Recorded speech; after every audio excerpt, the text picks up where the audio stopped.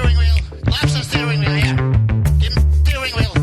Hey, steering wheel. Somebody tell him to give it to him. Come on! Whoa! Your leg, my please. Your leg.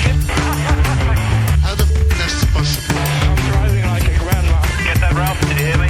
Proper radio. Ralph, acknowledge. Now, come on, close him down and kill him. We've got a lunatic on the track. Down that mistake. Boys and girls, your attention, please. Hello and welcome back inside the Park for May for podcast number 964. It's a big number. Why? Because that's a podcast every single week for 20 years. We've been doing this. 964. This is Todd. No, Todd, not AKA Negative Camber. Tonight, for your kind consideration, we're going to cover the Brazilian Grand Prix because you know what we do. We watch one, then we talk about it. Then we watch one, then we talk about it. Come on, Todd. That's exactly what we do. Before doing that, though, I have to go find our guest, our co-host. Ripped from out of the wasteland. He's bad, he's beautiful, he's crazy. Hello, everybody. This is Paul Charles Lee, the International. You know, in certain neighborhoods in Sao Paulo, he's known as Paul Ferradura, Charles Lee. Yeah. Just certain neighborhoods. Certain ones. And not necessarily the best neighborhoods. But that's definitely what not the known. best ones. Yes, Yeah. but Paul, you come from a long, hearty lineage of lords of Wessex. You know, had it been up to you and had you been alive, Yeah. you'd have driven those Mercians all the way back north where they belong Yes. and protected indeed. Wessex. But nobody called you. You No. know? Yes. Yeah, and also may have died when I was 25 of old age. Dysentery. Yeah, dysentery. Yeah. So, Paul, it's been a mystery. Rats. It's been a mystery for a little while about Okay. our friend Ollie Behrman. Yes. And yes. and you and I have had this off podcast as well, even on podcast. We were talking about we can't quite place his accent because, like you said, he's born like 30 miles from where you were, and you That's were like, right. how can he not talk like he's from Essex or Kent? Yeah, or, Essex. Yeah, he's it's from Essex, Essex, right? Yeah. Yeah. And so, but you did a little sleuthing. You and our crack team did a little sleuthing and found out. Now, explain to everyone why Ollie sounds so damned weird. Yeah, well, I'm not sure it's a really good explanation, quite honestly, but evidently he spent a lot of time in Italy. And supposedly his language has been morphed because he's had to talk to so many people that don't speak English. So I don't know what that means, why he speaks that way still, but evidently that's it. I guess he grew up racing a lot in Italy and obviously was part of the Ferrari Academy, so he had to learn how to communicate with the Italians. I can understand if he's using his hands a lot with still an Essex accent, you know, and the Essex people do use their hands a lot, just in a different way for different reasons. But so anyway, that's evidently the explanation as to Ollie Behrman's weird English. Okay. In fairness to Ollie, this guy is Italian. Jesus Christ. And that was Flavio Briatore, and he's hard to understand. Yeah. So He's very hard to understand. so maybe there's something to it. I don't know. I don't know. Who knows? maybe. There you go. Well, Anyway. I know most of you are sitting at home just anguished, teeth gnashing about why Ollie sounds so different. Now you know the answer. Certainly bothered me, evidently. It really bothered. Well, it would, damn it. You're from Essex, and so is he. Yeah. You know, there's no There's a damn good reason excuse. I have a silly accent now. you know. Well, because you've been over here in America. We stole you years ago. We wouldn't let you go home. Yes. And we stole you, and then you moved here to the Midwest where I'm at, and, you know, people say, well, why don't you say Charlotte? Well, because I'm not French. I'm not Monegasque. I'm American English. Why don't you say Isaac? Because I'm not French. It's Isaac in English. So, that is correct. anyway, all right. Hey, let's talk about the Brazilian Hey, Grand Prix. oh, speaking of mispronouncing, sorry. Yeah. What's his name? Valsecchi. He's the worst. He's Italian. Oh, yeah. Did you ever see the grid walk with him trying to pronounce every driver's that name? was great. Yeah. Yeah, That's that was great. That is Okay, amazing. Paul, we're going to talk about the Brazilian Grand Prix. It's so great. What did you think? Yeah, it's so Shut good. up. David A with an E. With an E. Isn't that a cologne? I don't know. All right. Yeah, I think so. I think it is. Yeah. He probably wears it. He can pull it off. We could. The Brazilian Grand Prix happened this weekend. Yes, it did. A classic. Yeah, it is a classic between the lakes down there in Sao Paulo, and about a little over 300,000 Brazilians crammed into the grandstands. And to see their hometown hero. The dodgy grandstands at that. Yeah, I know. Did you see those pictures that our friend sent us? Yeah. Yeah. That looks that's like crazy. a state of disrepair. That's putting it politely for you. I'm not getting up in that thing, I'll tell you. I wouldn't either. I'd be sitting on a blanket on the ground. However, they're all there to see hometown hero Gabriel Bortoleto.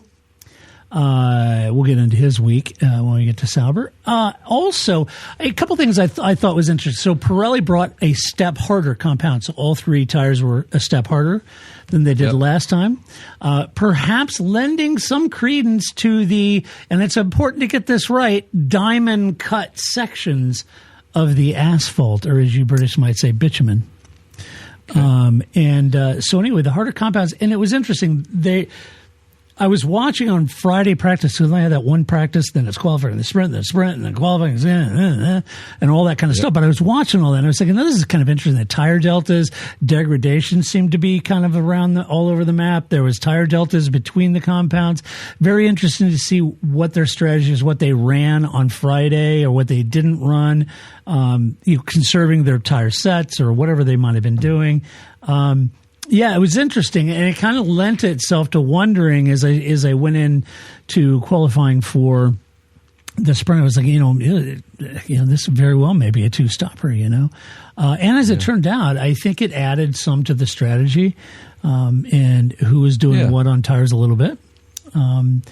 So that was good. A lot of two-stoppers.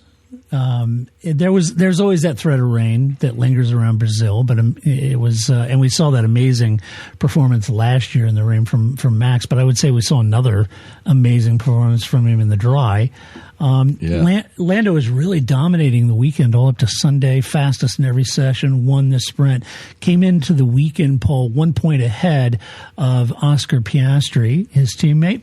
The Red Bull struggled a lot, and Max was really out to lunch during qualifying, leaving him starting from pit lane with a brand new PU and a complete setup change. But would it work? That was the big question.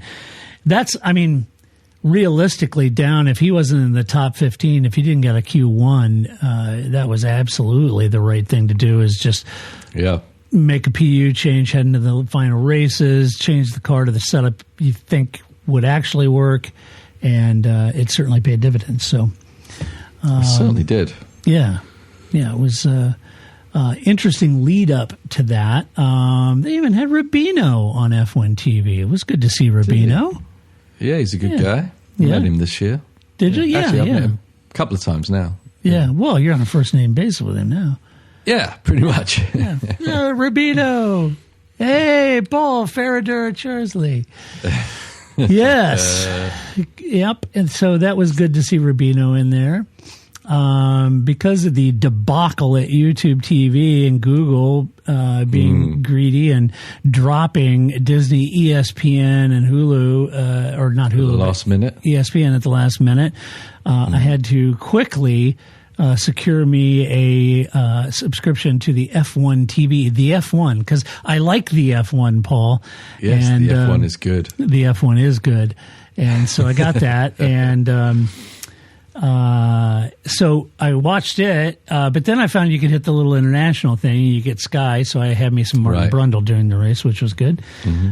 So nothing against Alex Jakes or no, I think Julian. I think those guys actually do a pretty good job. I do too. I do. Julian too. does a good job, and I think Alex does a much better job. Alice Powell did a great job, and Hinchcliffe does a good job. I think Alex does a much better job than the guy they got to sit in for Crofty. What's his name, Harry or whatever? He's just tedious as hell. But anyway, so The Grand Prix, Lando Norris squarely went in and absolutely beat this weekend up. Took the stuffing out. It had his foot on its neck. Converted pole position to a P1. Oscar Piastri, yet another, 3 P5s now. And we'll start off with Lando. Lando had a good start. And he had a good restart pole, managing the race in the pace. The team opted for the two-stopper using the soft compound, and with Max out of sequence, I was thinking, I was almost pearl clutching. I was wondering how this strategy would work out because Max had his strategy going and it was paying dividends. And I thought, oh man, I don't know. He's out of sequence with this work, but I wasn't entirely sure how to play it out. And thankfully, the team doesn't call me for strategy because absolutely they nailed it. The softs worked a treat. And question is, would it have worked a treat if Oscar hadn't got his penalty? But we'll get into that in a minute. But he won by 10 seconds. Lando clawed out a 24-point lead in the championship this weekend. And really, he's showing real pace, real focus, very determined. A lot of people wondering if Lando had this in him, and certainly after the Dutch Grand Prix, he was fastest in every session sprint, won the race. I mean, at this point, Paul, I myself was wondering, man, I don't know if he's got that, the bit between his teeth, if he's got that. But right now, he certainly is driving like a champion. Yeah, I mean, I don't think we ever doubted he could drive that well. No. But there was some ebbs and flows to it. Yeah. And usually when he was felt under pressure. Yep. And I feel like Oscar's kind of given him a red carpet to drive without pressure. Yeah. I mean, Oscar's nowhere to be seen in his mirrors for the most part. Right. And so Lando he's not making mistakes. He's driving very, very well. And so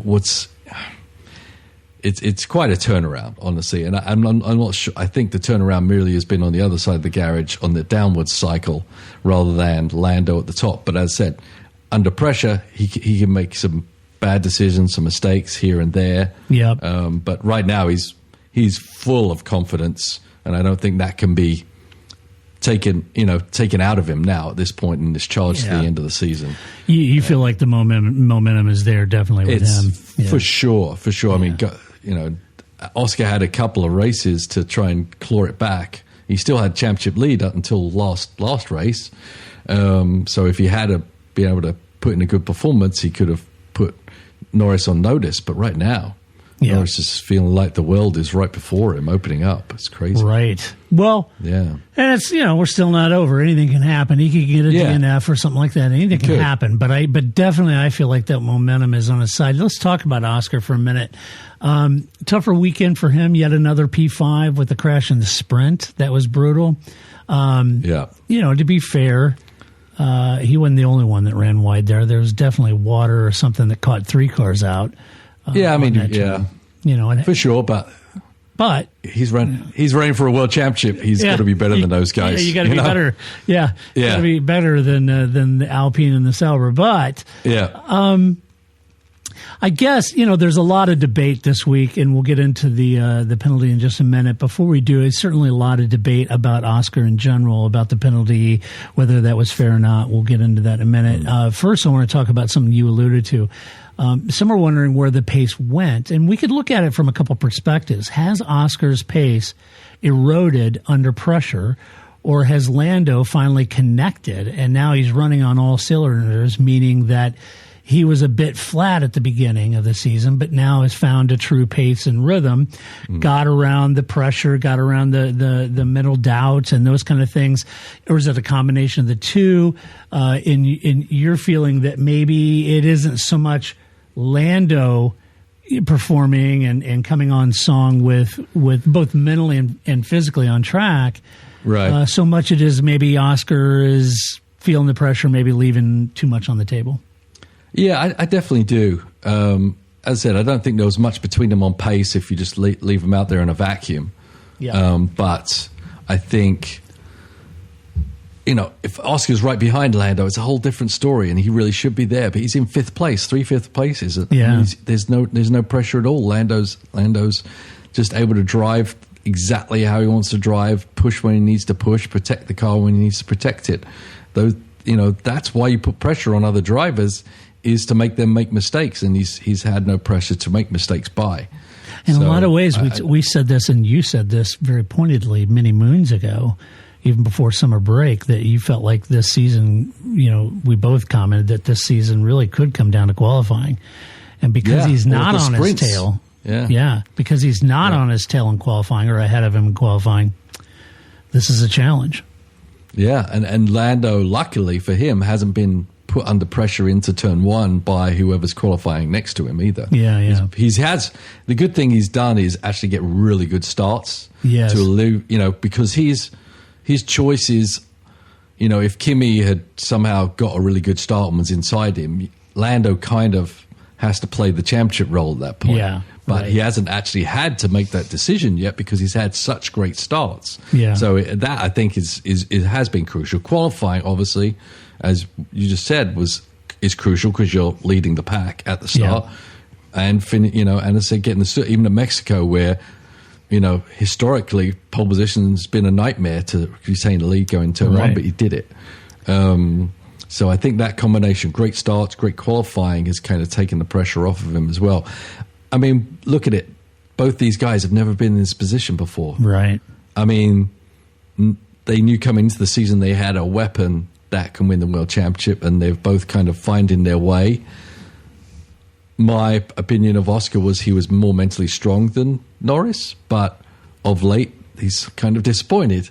So what do you make of that? I don't know. Can he come back from that? I don't actually know now. Before I would have argued that Piastri is going to win the championship because he's a stronger mind and more methodical. But sometimes I feel like perhaps he's just a little too calm.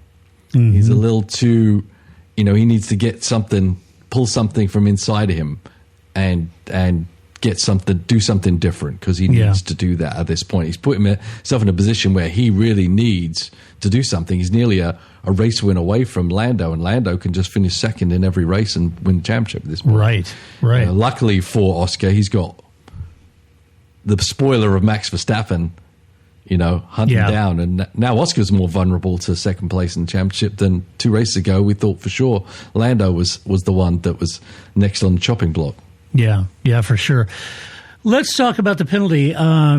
Stewards said that he had tried to make the pass down the inside. This is at the restart, folks, lap 6. And so Oscar came down the inside of turn 1. You had Kimi on his right-hand side, and then on the right of Kimi, you had Charles Leclerc. And so Kimi trying to take a run at Charles, Oscar trying to take a run at Kimi. They go into turn 1, 3 wide. And as they came in, there was a brief lockup from Oscar on the inside. He touched the side of Kimi, knocked him out wide, who took off the tire and broke suspension of Charles Leclerc, sending him off track and retired for a DNF. The stewards ultimately said his front axle was not alongside the mirror of Kimi, that he locked up the brakes, so he clearly wasn't in total control of his car. And he caused a collision, so he got a 10-second penalty. But, Paul, you vehemently disagree with this. Vehemently, I do. Yes, I don't like this penalty at all. And I've been talking offline with a friend of mine about it. I don't think I convinced him, but that's okay. I mean, as I said to him, it's like if we're just literally going to measure things by angles and trajectories, then let's have referees and not expert drivers in the seat, because every corner has its different. You had Pedro Lamy and Luciano Berti as the stewards here. Yeah, exactly. So let's get some good drivers in there, maybe. But I mean, they got experience. They should know certain things. But every corner is different, right? It's not that corner in turn 1 at Brazil is really, different from a lot of other corners. There's a lot of camber fall away. Yeah. There's, the camber changes completely from one side of the road to the other. I'm not buying into the fact that because he locked up his tire that he lost control, because he didn't lose control. He kept his line. The tire locked up a little bit. It was because of that camber drop off, and he actually managed it really well. If he'd have lost the line a little bit at that lockup, lost the front end and kind of pushed away from the apex, I would have said, okay, fair enough. He kind of didn't get it right, but he did everything he could to try and keep to that line because he actually saw what Kimi was doing. You know, visually he could see in front of him that Kimi was just going to start bringing it down.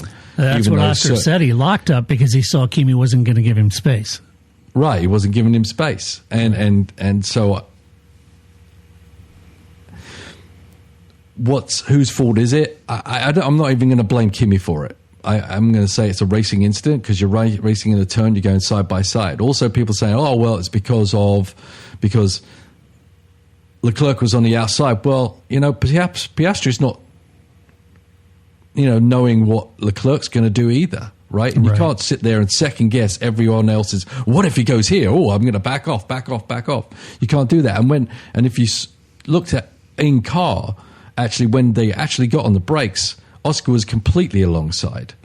But then as he saw Kimi coming across, he kept a little bit more pressure on, and that's why he locked up the brake as the camber went away to try and avoid a collision. Kimi still had room off to the right. Leclerc was way wide. Charles did a great job and did the right thing. He gave him plenty of room out there. Kimi still had a little bit more room. He just chose not to use it because that's what we do as race car drivers. We try and pinch down on people. We try to take their corner away. And I think Kimi just got it a little bit wrong. But I wouldn't give him a penalty either. I would just say it was a racing incident. Yeah, I think that's kind of how I saw it. It was a racing incident. If we can't have these guys make these moves, I don't want to watch the race. I mean, he was so far alongside. That's what I'm saying. It's like, if you want to say, oh, well, the mirror and the right, well, which part of the corner are you measuring the mirror and the wheel, right? But you got to think about what's coming up. And the Oscar was doing, Oscar could have just lunged in there, right? But he was actually doing everything to protect his car. He's trying to protect his championship. He doesn't want to make contact with anybody. He wants to get the pass made, but he's definitely not going in there, you know, with his hair on fire. I think he did an impressive job in keeping control of that car. I think Kimi just came down, misjudged it a little bit, got a little too tight on Oscar, and then the contact was made, and then Charles was the victim. So there you go. See, folks, right there. If you wanted, Paul's gone all Senna on us. And if you no longer go for a gap that exists, you're no longer a racing driver. There you go. Right. But that's what these driver stewards should be evaluating. You can't just say, well, it's this point they weren't here. Well, yeah, but you got to look backwards. You got to look at the build-up. You got to look at what was happening, that Charles actually adjusted what he was doing to try and avoid the contact, but Kimi kept coming down. And Kimi says he gave him room, but he didn't give him enough room. There's no way. Yeah. If he would have, there wouldn't have been contact because Charles was Oscar was all the way tight on the apex, and he didn't move away from there. Right. So I don't like it at all. I think it was a ridiculous. It's a harsh penalty. It's a very harsh penalty, and we could talk about it because it affected the championship so much. But even if it didn't affect the championship much, I still think it was a bad penalty. I'm not calling the penalty because it ruined Oscar's attempt to try and win the world championship. I'm calling it because it's a bad call on a racing incident, and we got to. It doesn't seem like a racing incident happens anymore.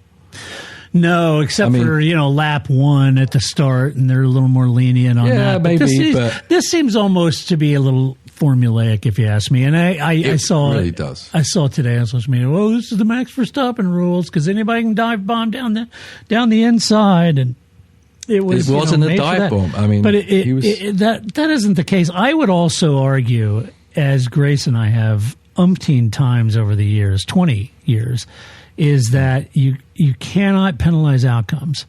And I think there was a little bit of that going on here too, because he took, and then Charles lost, he was out of the race. Charles had nothing to do with it, and he's out of the race. No. And that was a terrible result. It was, a terrible result. But stuff happens. But that happens, and you can't penalize outcomes on that. So yeah, I think the whole rules and everything on this, back in the day when Max Mosley was the FI president, they were always very careful to make these sort of black and white things like that and say, well, didn't have front wheels at the mirror at the apex. You had a little bit of lockup. There's just more nuance to that. And they were, more. Charlie Whiting and team were a little more circumspect about those incidents. There's incidents that I would have thought in the past, I thought, oh, that seemed totally fine, but they were like, no, that's not fine because of the situation, the corner, those kind of things. And it's so easy for us to sit and look at that in slow-mo and say, well, he should have just turned more. Well, not at that speed, not at that camber, and not at that angle. It happens in fractions of a second. But when you're at the maximum of the car, you can't do anything more. No. That's what people don't understand sometimes. It's like, if you're at maximum braking and you're loaded the tire up, anything you do is going to take grip away. It's going to make it worse. That's right. That's right. It's not like you have a choice to just turn tighter. If you could turn tighter, then you should have gone through the corner faster. Yeah, but they're at the limit of the tire. Anything you do beyond when you're at the limit, whether it be the brake pressure or with the steering angle, loses grip in the tire, and you lose the corner. And that's universally true. It's not just about Oscar. Your Roman could be in your Valkyrie at Sebring. Same rules apply. I mean, if he's coming down the inside and he's committed and he's, on the brakes and then lifting and he's trying to get through, anything you do, certainly in braking while he's braking, you turn instantly, you lose that grip, It's just, so that's a truism for racing, period. I think it was a harsh penalty. I felt like, I kind of viewed it as a racing incident. Let me ask you this. Had he not got a 10-second penalty, do you think this is how it would have ended? Do you think he would have been right thereabouts with Lando? I think he would have. Yeah. Absolutely. So and the one thing about these penalties is I think we're victims of the social media or the ability to just dive so deep into every little millisecond of some. When you're driving, you can't do that, and so it's very easy. Maybe they're making this decision because they know that people are going to sit there with their diagrams and their line graphs and all this kind of stuff, saying, "Well, he wasn't here, and this is what the rule says." Like, there needs to be a bit of reasonability to that, and that's what those driver stewards should be bringing to the party. Because if they're just, as I said, if they're out there with the bar chart and the line graph and looking at it, then we don't even need you there. You need to bring it from the driver's side. Either way, but you need to actually. They should be the experts to bring it from the driver's side with non-partisan opinions. Yeah, I agree. They should have. Pedro and Luciano should both know. There's no, the camber falls away. You're downhill now. You crusted and you're downhill. It's starting to go downhill. Their camber's away. You're at speed. You're on the inside. You've picked the apex. It's going to be shot, tight turn in, and Kimi's starting to come over. And there's just that nuance that only a professional driver would have real sort of line of sight to and understanding of, that a steward that maybe was just a motoring club guess and done some track days. Maybe they're even a gentleman driver, but in the heat of battle in Formula One, you'd like to think that the stewarding would be first class. Yeah. And honestly, I don't know how much these guys actually steward. I know they've got Formula One experience. I mean, I've spoken to a lot of drivers who I'm thinking, well, you can drive, but you don't have a brain, to analyze things. You just got natural talent that overextends itself beyond, being analytical. Is this the first time they've ever been a steward in an F1 race? That also is difficult, because they don't know what or how they should behave or what their place in the room is. Yeah, no, it's true. Let's see. Let's talk about Mercedes, shall we? That seems... Why not? Let's talk about Mercedes. Get down. George Russell, P4. Kimi Antonelli, P2. George started on mediums. Kimi started on softs. Maybe that was part of the issue for George at the start, as Kimi managed to retain P2. George lost a position. He got jumped by Lawson at the start. He was on mediums. After the pit stops, though, both were running effectively nose to tail, but George radioed concern. He was having a lot of brake heating issues and was having to do some Lyco there, but he seemed to be struggling more than Kimi really all weekend. During qualifying, Q3 final run, he said, I'm just nowhere with these softs, and his final run was made on mediums. He improved his time, too. And so, I'm just wondering, but, obviously managing brake temps were probably the element that kept him off the podium for sure. He just couldn't seem to find the pace that Kimi had and the pace needed for P3 really all weekend. And that was a bit of a surprise for George. Yeah, it would definitely be a surprise for George. I mean, he's performing very well this whole year, but there's no doubt that Kimi's kind of been on a bit of a charge in putting the experience that he's getting in the season, not making the mistakes and really showing the pace that obviously Toto had faith in. Certainly not saying he got it over on George now, but it's going to happen that on occasion he's going to get it right and he's going to have a little bit of advantage over a weekend.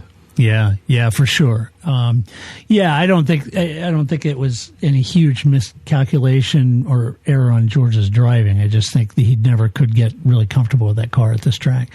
As you mentioned, though, Kimi, what a great weekend he had. Very good weekend. Looked good in qualifying and the sprint. So no surprises. He did really well on Sunday. Managed his race and pace under immense pressure from Max late in the race, and he still managed to keep it all together and took P2, which is great. Kimi says he doesn't think they were the quickest car this weekend, but the team did a good job, and he managed to maximize what it was they actually had.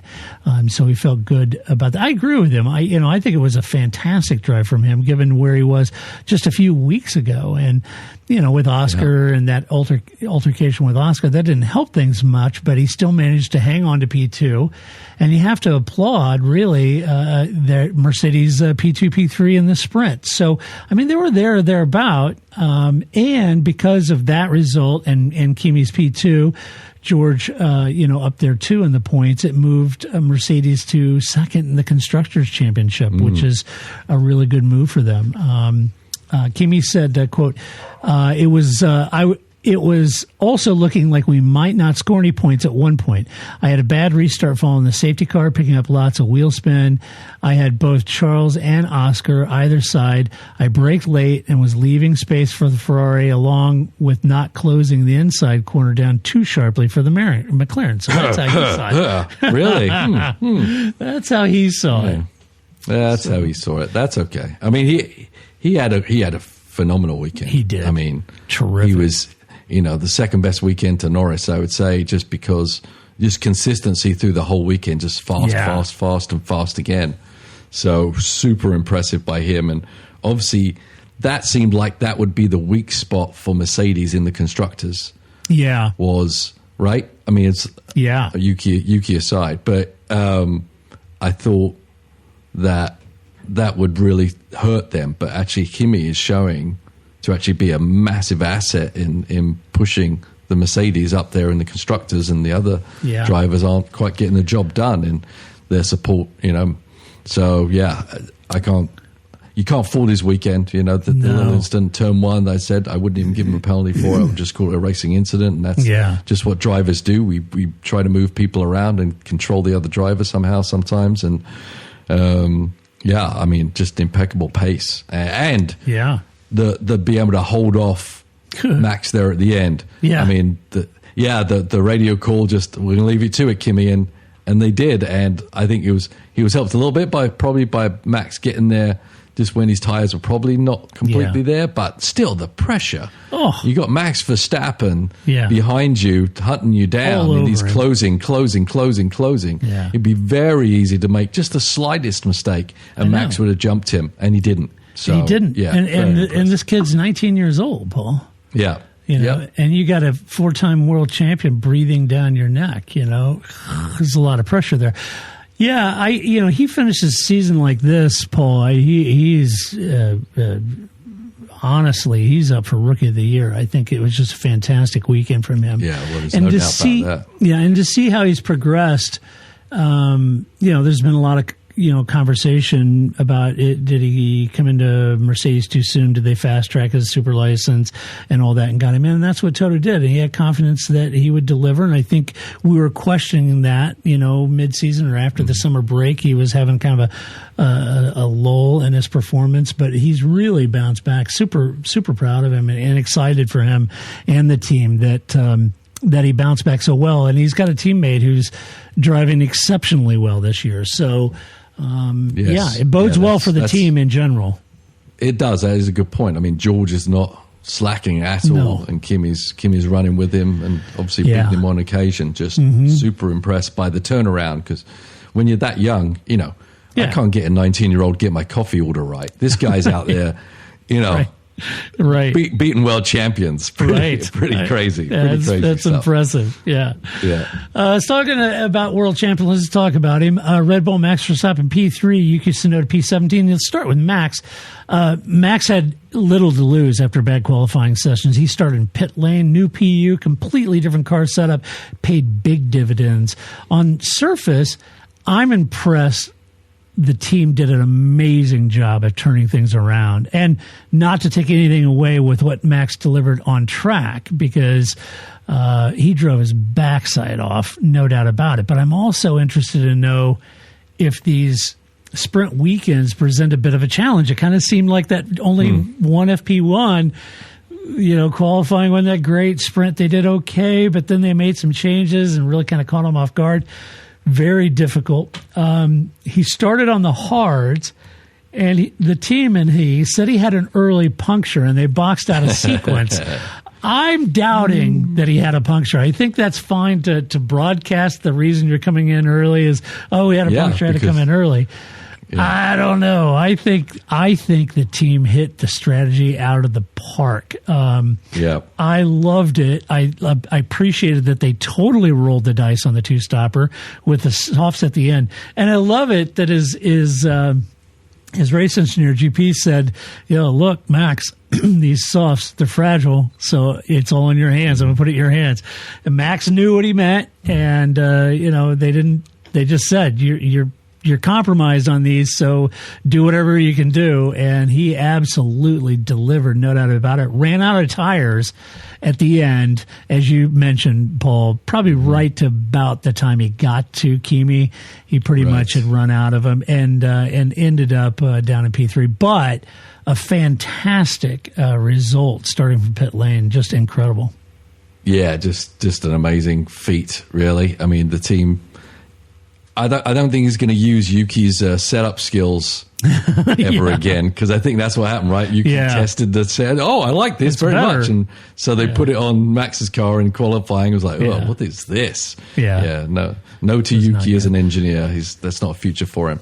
So, I what can you say? I do agree with you that the call for the tire was probably, something they had in their head as soon as the VSC came out. And as we saw, the hard wasn't necessarily a good tire to be on, and it wasn't really going to do him any favors. So putting him, obviously, you make that call out on the radio because hopefully all the other teams like, their strategy is completely screwed up. Where actually they're like, this is really good. And at the time, I was thinking, this is great. If I'm at the back, I'm pitting right now, no matter what, whether I have a puncture or not, because quite frankly, I'm gaining 10 seconds. In the first pit stop for everybody else, and that absolutely leapfrogged him. I mean, he absolutely drove his arse off. Oh, no doubt. But also, that strategy helped him get ahead of people that he didn't have to fight through. Once they made their pit stop. Right? Yeah, for sure. And I'm sure they moved their deltas of when they're going to pit and there's pit strategy, time or lap. I'm sure. But ultimately, it was a great off the cuff call. And it worked brilliantly, and they matched that with Max's pace through the race and his control of that soft tire at the end. He's using all the skills. It's not just about Max going out and flying around. He's also got to control himself so that he has the pace in that tire enough to actually catch the back of Kimi Antonelli, which he actually did. So and then. You never know what can happen. As soon as you get on someone's butt, you can things can happen. Pressure could have broken on Kimi, and he could have got the second place. So how's this guy keep doing it? I don't know. It's amazing. We've been through a number of eras. We have the Prosts, the Sennas, Schumacher. the Niki Lauders, the Schumachers. Yeah, and everyone's living this one, and this is definitely one of them. It is. He's quite something. It is. He is absolutely something special. There's no doubt about it. Love him or hate him. You can hate him all you want, but last year in Brazil was a masterclass. That was like 96 Schumacher at Spain. This year, another incredible feat coming from pit lane to finish P3 is amazing on that podium. And he's not in the best car. McLaren have that. Max said, quote, the team used the right strategy from start to finish. Well, yes, they did, Max, which allowed me to get through all the traffic ahead of me very efficiently, which, this is what I'm saying. This Sunday was Red Bull and Max firing on all cylinders, for sure. The strategy, the team, the pit stops, everything. So as much as Max did an amazing job on track, I think that team did an amazing job off track. So kudos to them. Yep. Let's talk about Yuki. He got a 10-second penalty for causing a collision with Stroll. And then another one for not serving the penalty correctly. That was on the team. They touched the car too soon, and that left him out of the points. However, Paul, before you start scoffing at the Yuki, he and his crew had the fastest pit stop award with a 1.95 second pit stop. So he was fast in the pit lane. Well, his crew was fast in the pit lane. Yeah, his crew was fast. Yeah. And I'm not sure what Yuki has to do with it other than not stalling it on the exit. But, I don't know. It's a sad state of affairs, that second car. It's sad. Let's see. Haas, F1, Esteban Ocon, P12, Ollie Behrman, P6. And Esteban, we'll start with him. Esteban started in the hards. That didn't work out for him. Obviously, the hards were not the tire, just like Max. He also got a puncture. He said they boxed him early, put him out of the touch of the points. Unlike Max, he didn't charge his way back up to the podium, but he was running with Ollie for a good portion of the race, but he was kind of out of sequence at that point. And that's unfortunate because I feel like this was a dual points finish just missed for Haas, given Ollie's pace. I think, 3/4 of the race when they were running, when they were running close together, Esteban definitely had the pace to run there, and I think there was some moments during the race he looked pretty good, pretty salty, but just unfortunately he was out of sequence, and that dropped him just out of the point. So, he's frustrated about it. He said, I would have been much further up today if I had not gotten a puncture in the early laps, and unfortunately it came as the VSC finished. So, and then the race restarted, and so that kind of put him on the back foot. I don't think Esteban had a bad race. I just think, sometimes you win by the safety car, sometimes you don't, and he didn't, and it was unfortunate. Yeah, I mean, getting a puncture, obviously, it really puts you on the back foot. And as we saw at the end of the race, everyone was so close that you give up 2 seconds, you give up 3 places. Yeah, so great point. So I don't think it's, anything bad about Ocon. He has a decent pace in him. Yeah. And should, at least get close enough to Behrman to bring the car to the points, considering Behrman was halfway up the top 10. Yeah, I feel like puncture corrected, I think Esteban would have been in the points, but that was just my feeling. Ollie Behrman, delivered points again for Haas, and that's probably not a surprise. He looked good all weekend long, Paul. He really did. I think Ollie had a fantastic weekend, very much like Kimi did. The pace seemed to be there for him. The pit stops and the strategy from Haas, totally on point, And this isn't the first time we've talked. It just in the past few races, Haas have really done a great job. This team should be very proud of themselves and what they're doing, and the strategy and the pit stops. Everything is good. The pace seemed to be there. Given Esteban's hard compounds, I think the team did the best they could for him. But for Ollie, he had some great passes, including, on Hülkenberg to finish in P6. And sure, the attrition ahead of him helped him, but you have to be there to take advantage of it. And he was, Paul. You have to. Yeah, Behrman's very, very impressive. As you say, just like Kimi, just kind of, he's had a little ebb and flow, but not a lot, honestly. He's getting the job done. He's fast. He is. That braking into turn one, was that when he passed Hülkenberg? Yeah. I was like, wow. He set him up, though. He had to go, several laps, and he set him up, and I was like, ooh, that's impressive for a youngster. It like was that. really impressive, and he was very impressive on the brakes into one. I mean, I'm like, okay, there you go. You're there now, mate. Yeah. And wherever you're from. Clearly not Essex. So that's funny. Italian. Yeah, there's lots of Italian restaurants in Essex. I don't know, but anyway, very, very impressive. He's just got pace for days. I mean, he is quick. It's like wow. But we saw that in his debut. He debuted in a Ferrari. He scored points, and he's obviously not at Ferrari now. He may be happy about that. I don't know, but he's obviously got just natural talent, natural pace, and now it's just a matter of honing it in, and the team doing a great job in giving him a car to actually show that pace off, and it's just getting his score up on the pit lane. I think so too. Yeah, and I think Io Komatsu's doing a great job with him. Great job with the team in general. Great demeanor, that guy. Yeah, I just couldn't be happier for Haas. Really, I like what they're doing. Ollie, to me, seems like one of those Ferrari young drivers. He's been with them since 2021 or something like that. This is just one of those young drivers that I think could pay off for Ferrari, like it has at times with Red Bull or Mercedes with Kimi. But I feel like Ollie, he's had some kind of bonehead moments that a rookie's going to have. So is Kimi, so did Max, Lewis did, they all do coming up. But I think Ollie, a lot of people, for obvious reasons, talk about, Isaac Hadjar is Rookie of the Year. I believe that, but I will say that's not that clear cut for me now. I think Ollie and Kimi, it's an impressive batch of rookies. It is. I mean, and look even, at those guys. Even Gabby, I know he cocked it up this weekend, but he's home Grand Prix, a lot of pressure on him.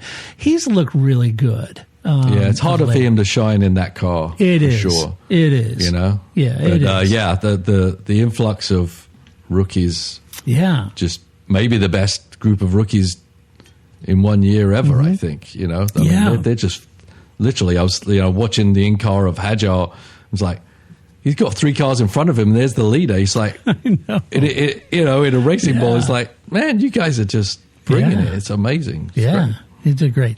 Let's talk about racing bulls. Yeah, Liam Lawson, P7, Isaac Hadjar, P8. Liam and Isaac both started on the softs.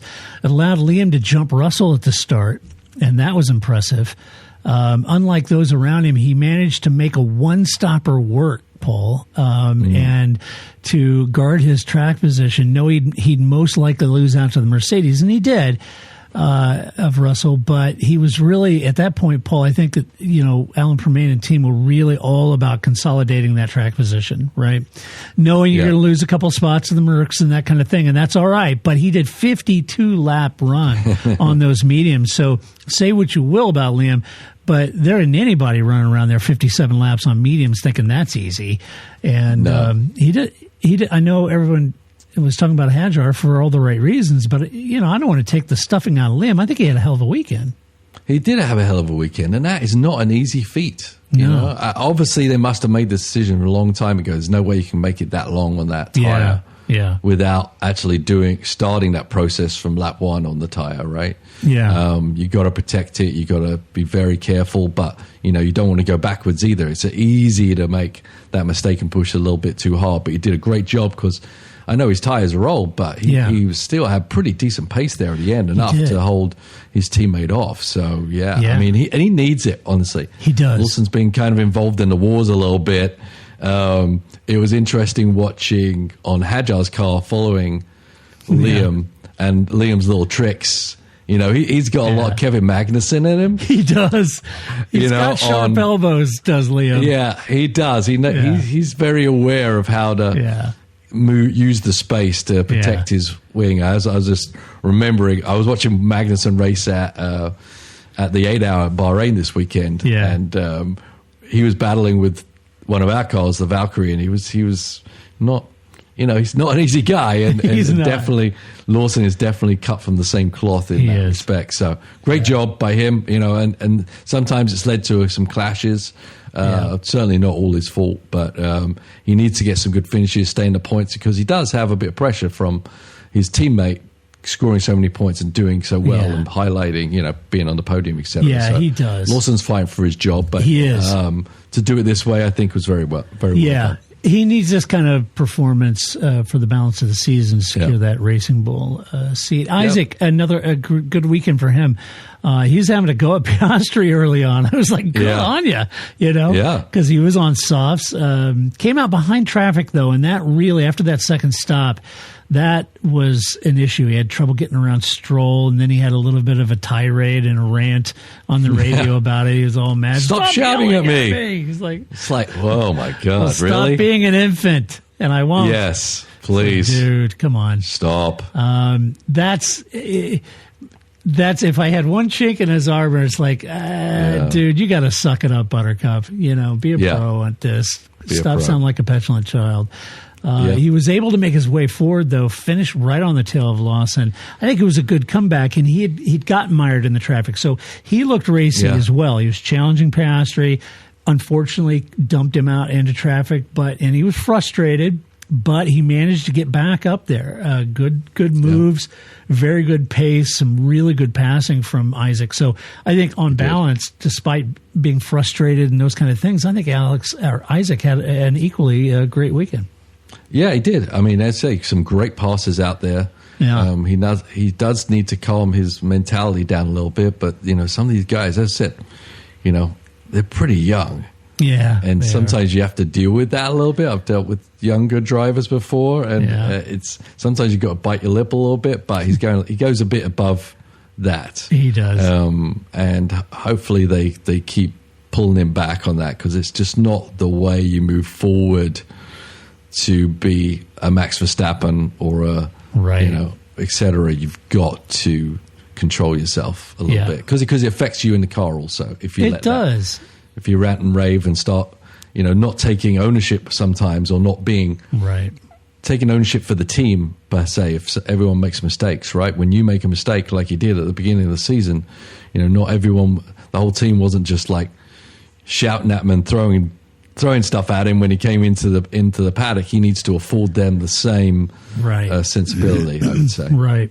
You know, George Russell was no less perturbed when the team started telling you your brakes are everything. He's like, I know I'm managing the brakes. Just, you know, give me a heads up. Don't leave it to the last corner for me to find out, right? And that's all he said. Right. But he wasn't yelling, stop yelling at me. What are you doing? This is shit. You know, he was, wasn't losing it. He was just like, you know, I don't want to just plow into a wall at 200 miles an hour, so give me a heads up. But you know, very, very Yuki-ish, but performing at a higher level. Yeah. Let's see, Sauber, Gabriel Bortoleto, DNF, unfortunately. Nico Hülkenberg, P9. Let's start with Gabby first. I felt bad for him. Tough home race. Had that wicked crash on Saturday. That, thankfully, he walked away from that. It was 50-plus G accident.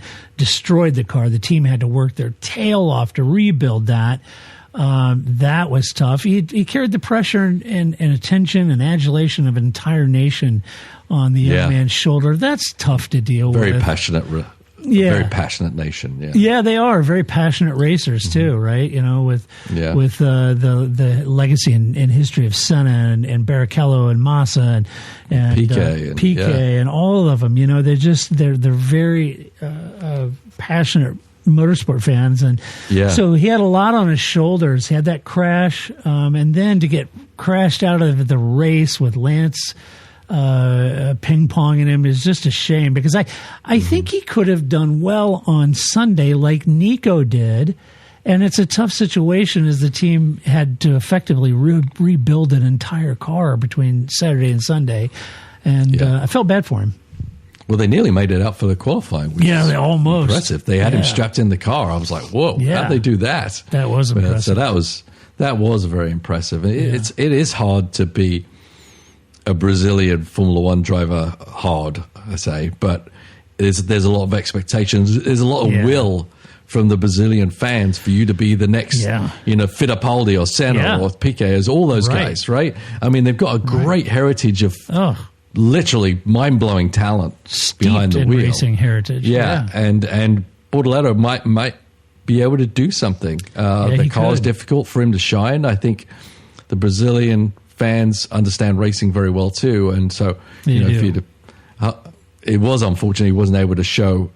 If he'd have gotten the points, I think they would have been ecstatic. They understand enough. Yeah. So it's a lot of pressure on that weekend for him, I'm sure. It's just a shame. It just really petered out and ended up being a nothing weekend for him. Because he's had some great weekends this season. He has. He's doing a really good job. Nico, I texted you and Grace, Nico for Q3, and I nailed it.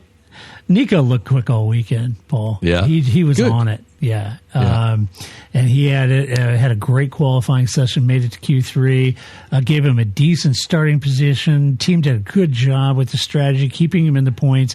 Had some good battles on track, too, and made a one-stopper work 38 laps on softs. So the old veteran Nico managing those tires. It's his second points finish in the last 3 races. So super happy for Nico.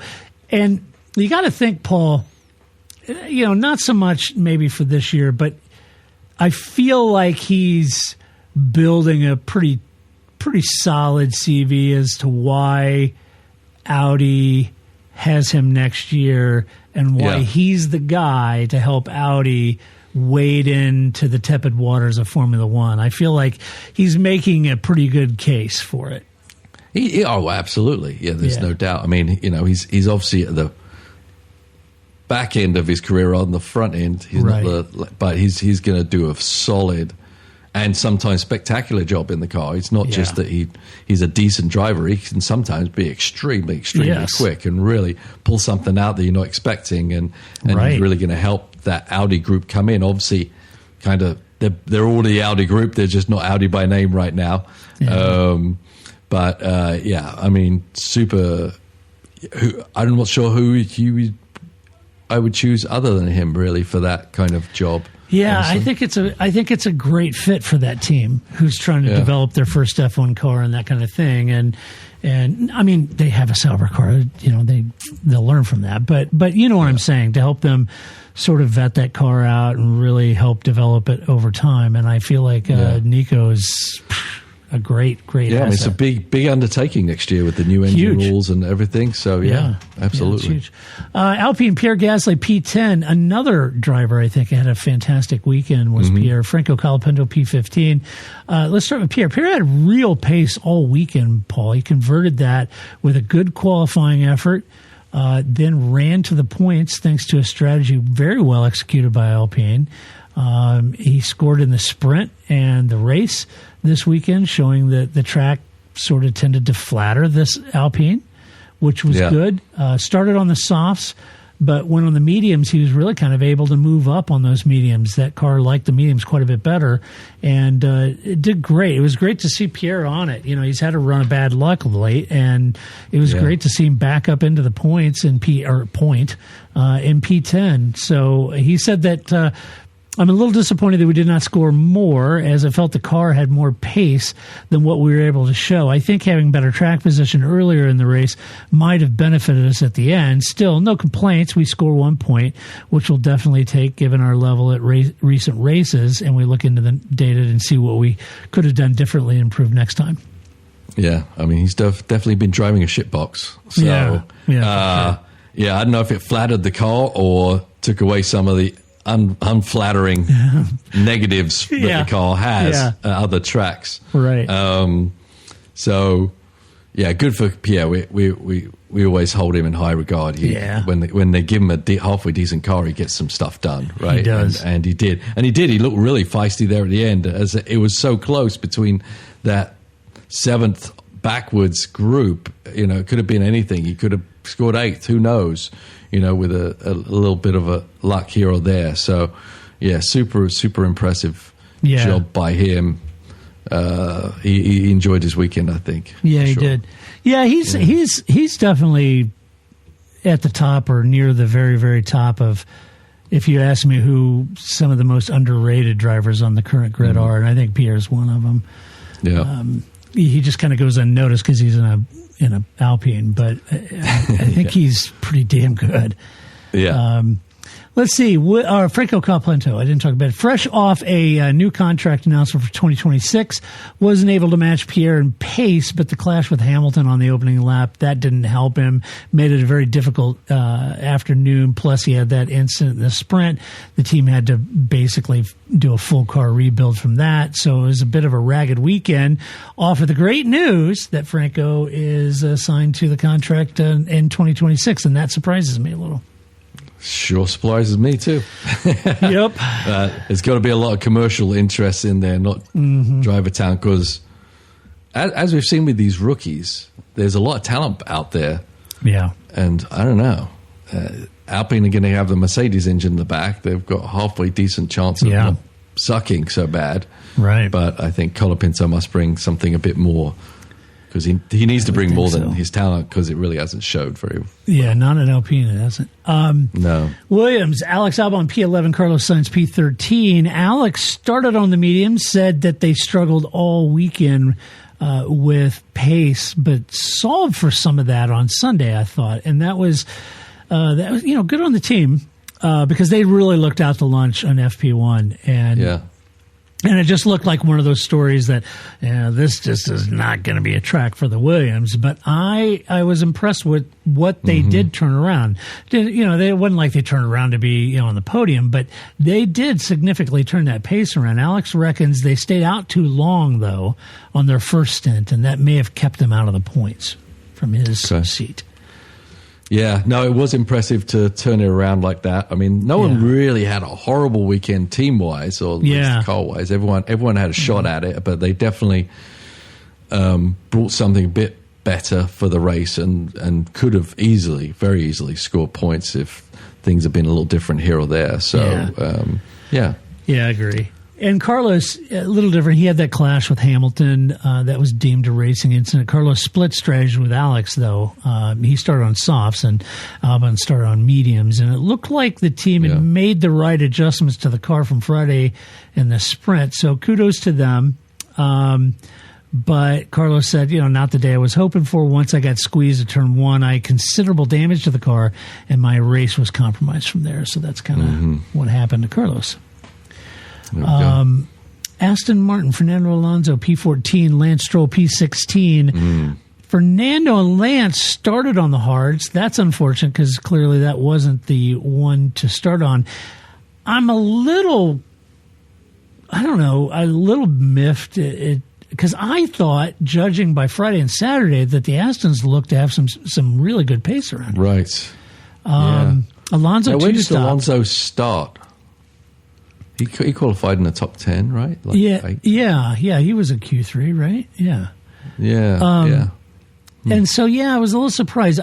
He too stopped, just couldn't find the pace that they had during the sprint, and that left him out of the points. He said this. He goes, "It wasn't a good day out there today. We took a risk starting on the hard tire. Unfortunately, it didn't pay off. To finish P14 is disappointed, especially after a strong sprint yesterday." And I agree with him. Yeah, so I don't like the call, split strategy, sure. But when you're competitive enough to be in the fight in the top 10 in qualifying, I feel like you don't roll the dice so much, especially Aston Martin in how the season's been going. Yeah. Right? If you're at the back, if you're 17th, 18th, hey, sure, do whatever you want. Yeah. Nothing to lose. But when you have a car that's lively and competitive, just kind of stay the course a little bit. Don't try to be too cheeky, because optimally, that's what happened. The cheekiness kind of bit them. It did, because where you qualified and how you were in the sprint race, you were looking to consolidate a top 10 in the points. Yeah. You should have done it, and just don't take any big risks. Just rely on the competitiveness that the car has showed that weekend, and just fight it out. You know? Yeah, that's kind of what I thought too. Lance clashed with Bortoletto early on and punted him out, and then Lance was punted by Tsunoda, leaving him. Well, he spun and it dropped him to the back and out of the points. So not good with his weekend either. No. And that's enough about Lance, isn't it? I think we just move on. Should we? Yeah. Okay. All right. We'll move on. It is a different category. Let's see. Ferrari. Oh, this hurts, Paul. Oof. This hurts this is me. Late in the podcast for this. Oh, it hurts me so bad. Yeah. Charles Leclerc DNF, Lewis Hamilton DNF. Charles got a good start, but on the restart of lap 6, we all know what happened.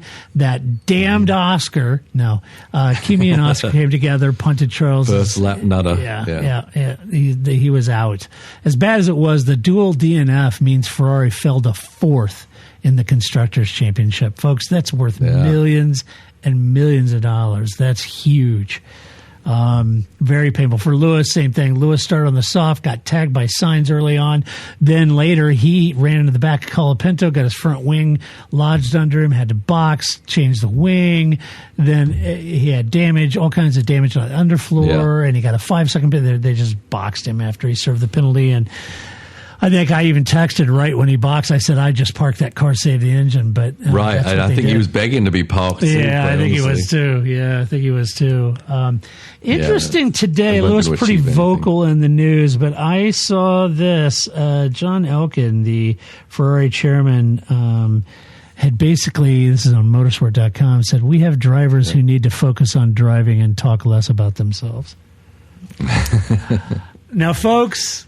Ooh. Having been a long-standing Ferrari fan, as evidenced by the picture behind me, and Paul knows this about me, I loved Ferrari since I was a little boy. I'm telling you, the Lewis situation is not working.